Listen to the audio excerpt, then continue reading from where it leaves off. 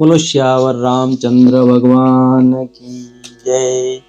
आज का प्रसंग अपन ने श्रद्धेय स्वामी श्री राम सुखदास जी महाराज के प्रवचन का एक अंश लिया है। उसमें स्वामी जी ने बताए हैं कि साधन मार्ग में स्वभाव सुधार की बहुत ही ज्यादा आवश्यकता है और वो किस प्रकार है उसे समझाने की चेष्टा की गई है। आप ध्यान पूर्वक सुने, अच्छा लगे तो चैनल को सब्सक्राइब करें और अपने इष्ट मित्रों को भी शेयर करें ताकि वो भी सुन सकें। स्वामी जी बता रहे हैं कि ऐसी ऐसी बातें याद आती हैं कि अगर एक पर भी ध्यान दिया जाए तो एकदम लाभ हो जाए। ऐसी कई बातें हैं, उनमें से एक बात कहता हूँ। मनुष्यों ने प्राय भजन, स्मरण, जप, कीर्तन, सत्संग, स्वाध्याय, व्रत, नियम आदि को महत्व दे रखा है। इसमें भी भजन स्मरण को महत्व देते हैं। भगवान के संबंध की जितनी महिमा है उतनी महिमा और किसी की नहीं है, यह सच्ची बात है। परंतु फिर भी जैसा लाभ होना चाहिए वैसा नहीं हो रहा है। उसका कारण क्या है? वह यह कि मनुष्य अपने स्वभाव के सुधार की तरफ ध्यान नहीं देता। पुराना जैसा स्वभाव है वैसा ही करते हैं, तो उससे क्या होगा? किया हुआ भजन स्मरण कहीं जाएगा नहीं, उसका नाश नहीं होगा, परंतु वर्तमान में उसका जीवन शुद्ध निर्मल चमकेगा नहीं। स्वभाव में दो भयंकर व्याधियां हैं, संग्रह करना और सुख भोगना। इससे स्वार्थ और अभिमान, ये विशेष दोष आते हैं। इनसे स्वभाव बहुत बिगड़ता है, अपना भी बिगाड़ होता है और दूसरों का भी। तो अगर पारमार्थिक उन्नति चाहते हैं तो स्वभाव का सुधार करें, और जो स्वभाव का सुधार है वह इतने ऊंचे दर्जे की चीज है कि भगवान को आस्तिक मानते हैं, नास्तिक नहीं मानते। परंतु सुधरे हुए स्वभाव वालों को आस्तिक और नास्तिक दोनों ही मानेंगे। मनुष्य किसी संप्रदाय का क्यों न हो, उसका सुधरा हुआ स्वभाव सभी को अच्छा लगेगा, सबके भीतर उसका असर पड़ेगा। जिसका स्वभाव बिगड़ा हुआ है वह अपने संप्रदाय वालों को अच्छा नहीं लगेगा, फिर दूसरे संप्रदाय वाले उसका क्या आदर करेंगे? अपने स्वभाव का सुधार करना बहुत आवश्यक है। भगवान ने तो इतना कह दिया कि देवी संपत्ति मुक्ति के लिए है और आसुरी संपत्ति बांधने के लिए है। स्वार्थ बुद्धि, भोग बुद्धि, यही आसुरी स्वभाव है। असुर उसे नहीं कहते जिसके सींग होते हैं। जो स्वार्थ में पड़कर पैसों के लिए, भोग के लिए अनर्थ करते हैं, वे असुर हैं। भगवान ने गीता में कहा है कि राक्षसी, आसुरी और मोहिनी स्वभाव वाले लोग मेरा भजन नहीं करते, अपितु मेरी अवहेलना करते हैं, तिरस्कार करते हैं। राक्षसी स्वभाव वाले वे हैं जो क्रोध में आकर दूसरों का नाश करे। आसुरी स्वभाव वाले वे हैं जो अपने स्वार्थ के लिए, अपने सुख के लिए दूसरों का नाश करे।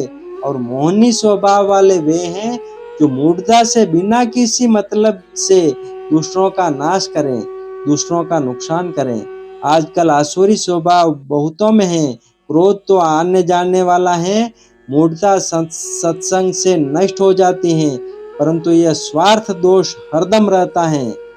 अपने शरीर के सुख, आराम और अनुकूलता की इच्छा आसुरी प्रकृति है जो हरदम रहती हैं।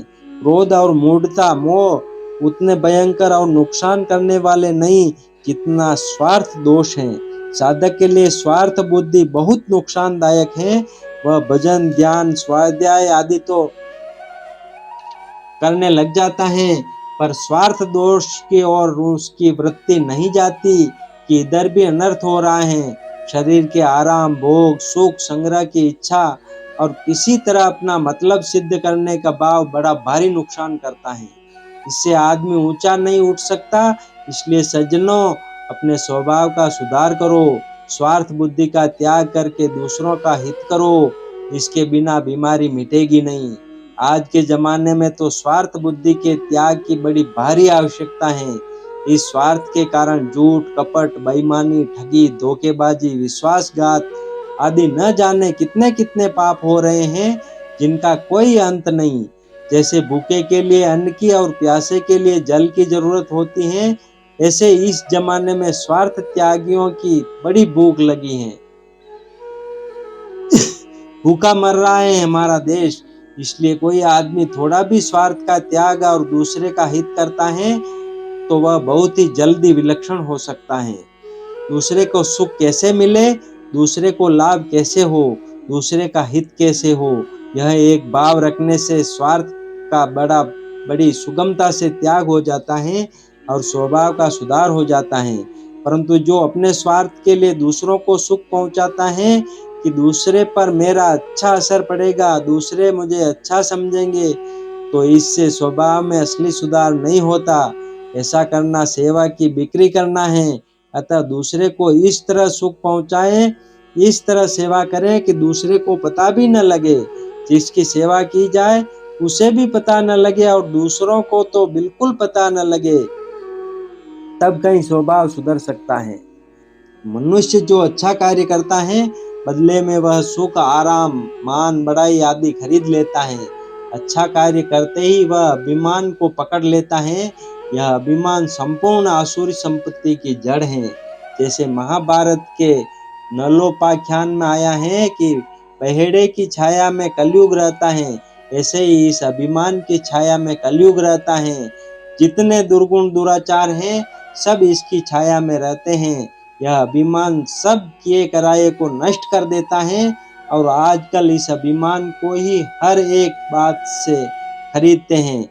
दान पुण्य करें तो, भजन स्मरण करें तो, जप ध्यान करें तो, उपकार करें तो, सेवा करें तो, इस अभिमान को ही खरीदते हैं जो आसुरी संपत्ति का असली मूल है। इसका त्याग करने से स्वभाव सुधरेगा। कोई मुश्किल काम नहीं है। विचार पक्का हो जाए कि हमें तो अभिमान त्यागना ही है तो त्याग हो जाएगा, नहीं तो बड़ी हिम्मत का काम है। रोजाना 3 लाख नाम जप कर लेंगे और सब काम कर लेंगे पर अभिमान नहीं छोड़ेंगे। साधु हो जाएंगे, त्याग कर देंगे पर मैं त्यागी हूँ, ऐसे त्याग का अभिमान वैसा का वैसा रखेंगे। अहंकार राक्षस महान दुखदाई सब भांति, जो छूटे इस दुष्ट से सोई पावे शांति।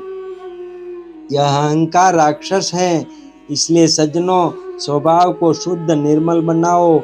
जो दुर्गुण दुराचार दिखे उसे निकालो, फिर भजन स्मरण का बहुत विलक्षण प्रभाव होगा। ये राक्षस स्वार्थ और अभिमान साथ में बैठे हैं, इसलिए उसका प्रभाव नहीं होने देते, साधक को असंग नहीं होने देते। इसलिए स्वभाव का सुधार करने की, उसे शुद्ध बनाने की बड़ी भारी आवश्यकता है। बोलो सियावर रामचंद्र भगवान की जय।